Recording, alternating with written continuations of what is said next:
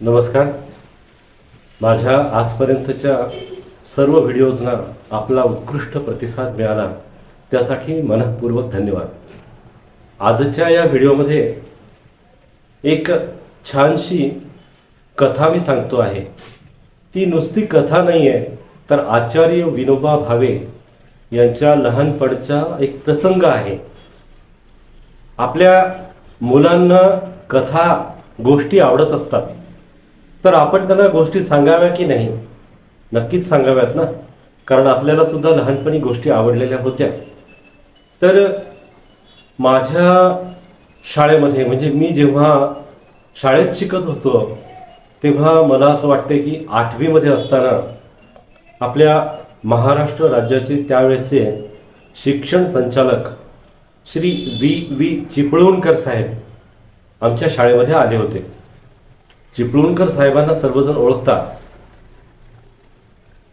बालभारती पाठ्यपुस्तक महामंडळ याचे सुद्धा ते संचालक राहिलेले आहेत. त्यांनी एक खूप छान कथा सांगितली.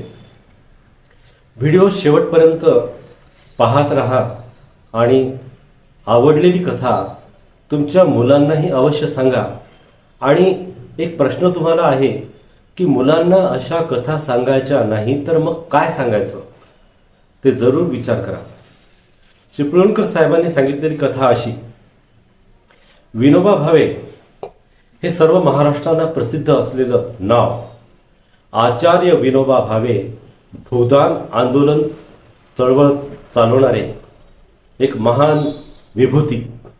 हे जेव्हा लहान होते तेव्हाचा हा प्रसंग आहे. विनोबाजी भावंडांमध्ये सर्वात मोठे. एकदा त्यांच्या आईने फणसाचे गरे काढले. अतिशय गोड असे ते गरे होते. त्यातलं बी काढून टाकलं आणि ते गरे एका टोपल्यामध्ये जमा करून ठेवले आपल्या सर्व मुलांना वाटण्यासाठी. विनोबा तेव्हा पुढे आले आणि कुणाचं लक्ष नसताना त्यांनी ते टोपलं उचललं आणि कुठेतरी एका ठिकाणी जाऊन ते गोड लागणारे गरे आवडीने खात बसले. असं करता करता त्यांनी अर्ध्याच्या वर गरे एकट्यानेच पार केले. काही कामानिमित्त आई तिथे आली आणि तिने पाहिलं की विनोबा हा मोठा भाऊ, सगळ्यात मोठा भाऊ, आणि हा एकटाच गरे खातो आहे, भावंडांना काहीच देत नाहीये. हे असं एकट्यानं खाणं हे चांगलं नाही, अशी आपली जुनी संस्कृती. मग आईने तिथेच विनोबाला विचारलं की बाळा विनोबा, तू तुझ्या भावंडांना गरे दिलेस का? विनोबाने उत्तर दिलं नाही आई. मग आई म्हणाली की का रे बाळा, तुला हे शोभतंय का? तू मोठा भाऊ, तू हे आधी सर्वांना वाटायला पाहिजे आणि मग तू स्वतः त्यासोबत जरूर खायला पाहिजे. आणि असं एकटंच खाणं, एकटंच कुठली चांगली गोष्ट राखून ठेवणं, फक्त स्वतःपुरताच विचार करणं हे चांगलं नाही. लक्षात ठेव, तुझ्यामध्ये आजपासून देण्याची वृत्ती वाढव. नुसतं राखून ठेवण्याची वृत्ती ठेवू नकोस.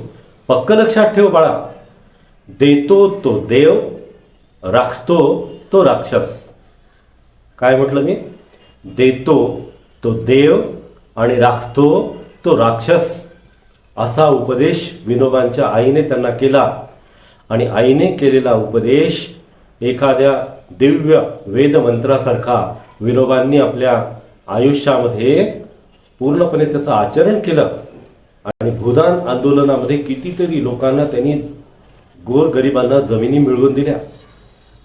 आता ही कथा सांगणारे शिक्षण महर्षी चिपळूणकर साहेब यांनी सुद्धा ही कथा नुसती सांगितली नाही, तर याचा त्यांच्या जीवनातही पूर्णपणे अंगीकार केला. आणि रिटायर झाल्यानंतर औरंगाबादला ते संस्कृतचे मोफत वर्ग चालवत होते. कितीतरी वर्षे त्यांनी हे संस्कृतचे वर्ग चालवले. ही कथा आपल्या मुलाबाळांना खरंच सांगायला पाहिजे का नको? नक्कीच सांगावी. पहिल्यांदा निदान आपल्या भावंडांमध्ये तरी वाटण्याची, देण्याची वृत्ती मुलांमध्ये असावी.